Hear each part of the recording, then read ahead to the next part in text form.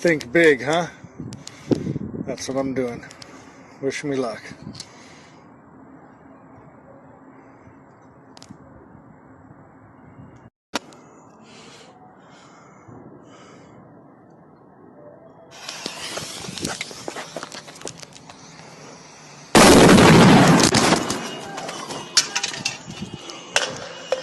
Oh shit!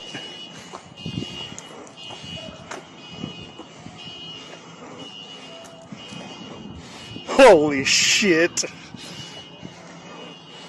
I better get the fuck out of here. I'm gone.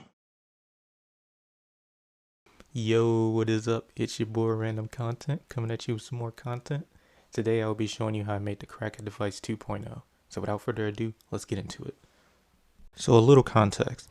So the crackhead device 2.0 stems from another project I was working on 2 years ago called the crackhead device 1.0 because the original version was shit to say the least. It didn't work properly.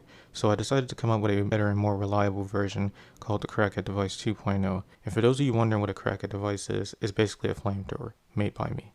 And the reason I gave it the silly ass name was because it was funny and also looked like something a crackhead would have made. And so basically with this new version, I bought one of those spray can assist triggers from Harbor Freights, attached it to a hairspray bottle, and now we got a crackhead device 2.0. Though it isn't fully complete because I still need to add an ignition system to ignite the flame, which is what we'll be doing today. So my plan for the ignition system was to attach a match to the end of the spray can trigger and set it off by running electricity through some nichrome wire, though this wasn't as simple as I thought it would be. For those of you that don't know, nichrome wire is basically a wire that can get extremely hot once it receives enough electricity or current. It's able to do this because it is made of an alloy metal that has high resistance, meaning that electricity cannot easily flow through it, and so because of that, the energy is then converted into heat.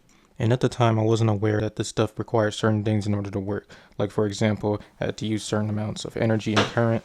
I couldn't use cheap batteries because they weren't powerful enough. And also I figured out that the thickness of the wire and length affected how much energy I would need in order to get it hot. Basically just a lot of bullshit that I had to figure out on my own from trial and error, but eventually I got a breakthrough. And after figuring everything out, I began to piece everything together.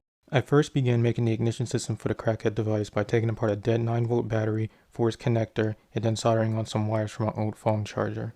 Next I started screwing on the wires to a momentary switch. Then after that, I began making the electric starters. I did this by cutting down some barbecue matches to 3.4 inches, then I cut a small groove into the tip of the match to seat the nichrome wire, and then I connected some copper wires to the nichrome wire, and to keep everything together I added some electrical tape.